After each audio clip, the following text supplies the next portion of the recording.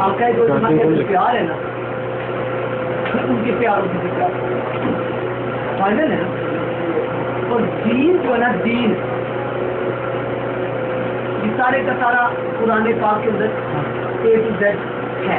یعنی قرآن سے ہٹ کر دین وہی ہے جو قرآن ہے. کیونکہ الیوم اکملت قرآن نے کہہ دیا کہ میں نے دین مکمل کر دیا. آج کے دن دین مکمل. اب آج کے دور میں ہمیں سب سے بڑا جو پرابلم ہو رہا ہے, ہم آج بھی کچھ لوگ آئے ہیں جی ہمارا پیر رہتے ہیں, ہمارا پیر رہتا ہے تو فلاں چیز کو حرام کہہ رہا ہے, فلاں کو حلال کہہ رہا ہے, وہ کہہ رہا ہے مرغی حلال ہے, انڈا مکروہ ہے, یعنی جو کچھ بھی وہ کہہ رہا ہے کہتا ہے. لیکن ہمیں نہ تو کسی پیر کی ضرورت ہے ایمانداری کی طرف, نہ کسی مولوی کی, نہ مفتی کی.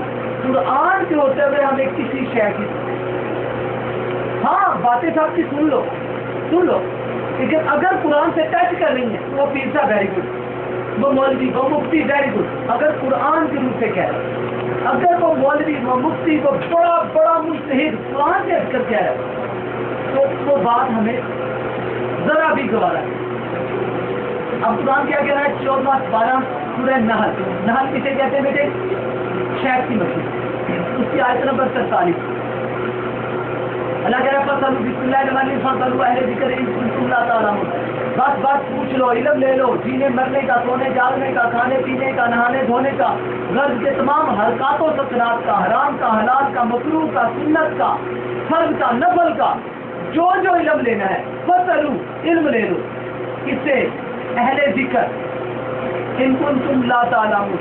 اہل ذکر سے علم لینا ہے اگر تم لا تعلمون ہو, اگر تم کچھ نہیں جانتے. علم کسے لینا؟ اہل ذکر.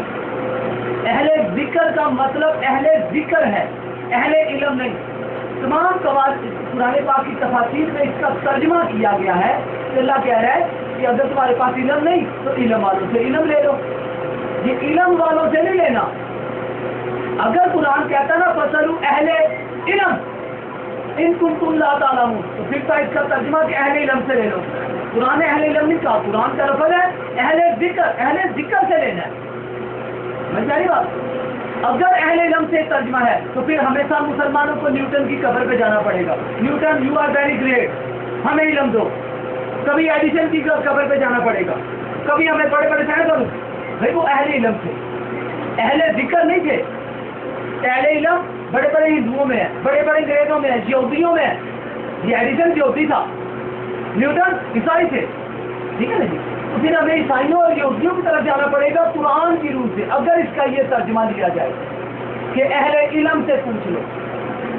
علم والے تو تھے نا, علم تھا تو یہ بلب جل رہا ہے, علم تھا تو بجلی بنی, علم تھا تو یہ ہوائی جہاز بنے. تو اہل علم سے نہیں پوچھنا, اہل ذکر سے پوچھنا. فصلوا اہل ذکر, اہل ذکر بھی عربی کا لفظ ہے, اہل علم بھی عربی کا لفظ ہے. اگر اللہ نے اہل علم اور اہل ذکر کو برابر ہی سمجھنا تھا, اللہ پھر اہل ذکر ہی اہل علم ہی کہہ دیتا. اہل ذکر ہے ذکر والے, اہل علم ہے علم والے. ذکر والے کون؟ جن کا ذکر ہوتا ہو. ٹھیک ہے نا؟ اب قرآن میں ہے نا یا ایھا الذین آمنوا, اے وہ لوگ ایمان والے ہو, کیا ان اللہ و ملائکاتہ, بے شک اللہ اور اس کے فرشتے یصلون علی نبی, نبی اور اس کی آل پر درود و سلام پڑھ رہے ہیں. درود و سلام کیا ذکر ہو رہا ہے, اور جس کا اللہ اور اس کے فرشتے ذکر کریں وہ ہے اہل ذکر. ٹھیک ہے نا؟ تو پھر قرآن کہتا ہے کہ محمد سے لو یا اس کی آل سے. اگر علم لینا ہے کوئی مارکونی نہیں, کوئی ایڈیشن نہیں, کوئی جان لوگی نہیں, ہے نا, کوئی بھی ایڈیشن نہیں, نیوٹن نہیں. ہمارے لیے ہمارا لیڈر وہ نہیں ہے. ہمارے لیڈر قرآنی روح سے محمد اور عالم. جسے ہم نے قرآن کی روح سے چھوڑ کر ہم نے دوسرے لوگوں کو جب سے اپنا لیڈر بنا لیا ہے تو ہم گمراہی کا شکار ہیں. انشاءاللہ میں آنے والے دنوں میں بیٹے آپ لوگوں کو جو میرے پاس ہے, میں اہل ذکر کا ایک تعارف کروانا چاہتا ہوں تاکہ آپ ساری زندگی گمراہی میں نہ جائیں. آپ اللہ کی طرف سے میرے پاس آئے ہو, اللہ کی طرف سے. میں نے نائی دے کے نہیں بھیجا, نہیں بلایا نہیں, اللہ نے آپ کا راستہ کھول دیا. تو میرا کام ہے کہ آپ کو قرآن کی روح سے اہل ذکر بتا دوں کہ کون ہے, تاکہ آپ نے جب بھی کوئی علم لینا ہے تو اہل ذکر سے.